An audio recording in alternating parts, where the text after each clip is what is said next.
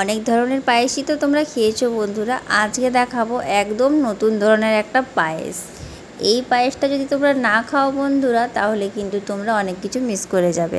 তাই এই পায়েসটা তোমরা বাড়িতে অবশ্যই একবার বানিয়ে খাও। আর বানানো একদম সহজ, হাতে যদি থাকে 5 মিনিট তাহলেই কিন্তু এই পায়েসটা তোমরা রেডি করে ফেলবে। তো বন্ধুরা শেষ পর্যন্ত রেসিপিটা দেখতে থাকো। ভালো লাগলে লাইক, কমেন্ট, শেয়ার, সাবস্ক্রাইব করতে একদম ভুলবে না। আর বেশি বেশি করে তোমাদের বন্ধুদের সাথে কিন্তু ভিডিওটা শেয়ার করে দেবে। বন্ধুরা আজকে মাত্র 5 মিনিট থাকতে গেলেই তোমাদের এই পায়েসটা বানাতে পারবে তোমরা। তো চলো বানানো শুরু করি। কিভাবে পায়েসটা বানালাম দেখি। প্রথমেই দেখো আমি দুধটা ছানা তৈরি করে নিয়েছি। যারা আমার ভিডিও রেগুলার দেখো তারা কিন্তু জানো আমি কীভাবে ছানা বানাই। এই দেখো কত সুন্দর ছানাটা তৈরি হয়ে গেছে বন্ধুরা। বাড়িতে বানানো ছানা দিয়ে কিন্তু বেশ ভালো হবে। এই দেখো এখানে আমি ছানাটার জলটা ছেঁকে নিয়েছি ভালো করে ধুয়ে। এই দেখো বাটির মধ্যে একটা দিয়ে দিয়েছি ছোটো থালাতে।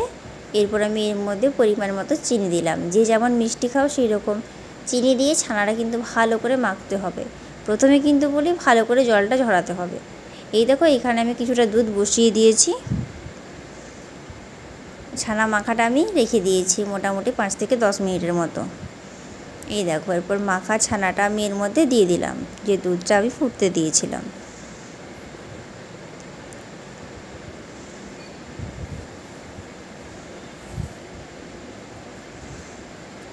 এটা কিছুক্ষণ নাড়াচাড়া করব। তোমরা কিন্তু গেস্টকে খাবার পরিবেশন করে দিয়ে এই পায়েসটা বানিয়ে নিতে পারো, সঙ্গে সঙ্গে বানানো হয়ে যাবে। এই দেখো কিছুক্ষণ আমি নাড়াচাড়া করতে থাকবো, তখন কিন্তু একদম এত সুন্দর পায়েসটা হয়ে আসবে।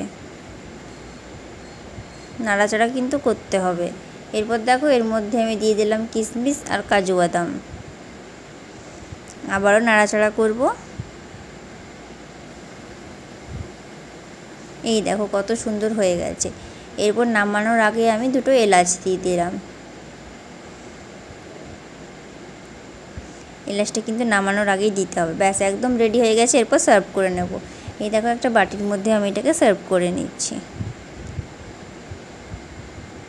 তো দেখো বন্ধুরা তৈরি হয়ে গেছে আমাদের আজকের রেসিপি ছানার পায়েস। তোমাদের তুলে দেখায় কতটা সুন্দর হয়েছে। এই দেখো বন্ধুরা কতটা সুন্দর লাগছে। বন্ধুরা দেখেই মনে হচ্ছে যে এটা কত টেস্টি হবে খেতে। অসাধারণ বন্ধুরা, একদম অমৃত স্বাদের। তো দেখো বন্ধুরা কত সহজেই আমি এই পায়েসটা বানিয়ে নিলাম। তোমরাও বাড়িতে অবশ্যই একবার ট্রাই করো। আর কেমন হয়েছে সেটা কিন্তু আমাকে কমেন্টসের মাধ্যমে জানাতে ভুলবে না। খাওয়ার শেষ পাতে যদি এটা থাকে বন্ধুরা, পুরো খাওয়াটা জমে যাবে। তাই এটা ঝটপট বানিয়ে নাও বাড়িতে, আর আমাকে জানাও কেমন হয়েছে। ভালো লাগলে অবশ্যই একটা লাইক দিয়ে কিন্তু আমার চ্যানেলটা সাবস্ক্রাইব করতে ভুলবে না। আর বেশি বেশি করে ভিডিওটা কিন্তু তোমাদের বন্ধুদের সাথে শেয়ার করে দেবে।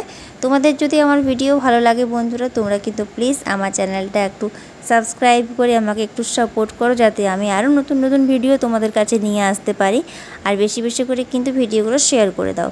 সবাই খুব ভালো থেকো, সুস্থ থেকো, সাবধানে থেকো। সবাই দেখা হবে পরের ভিডিওতে।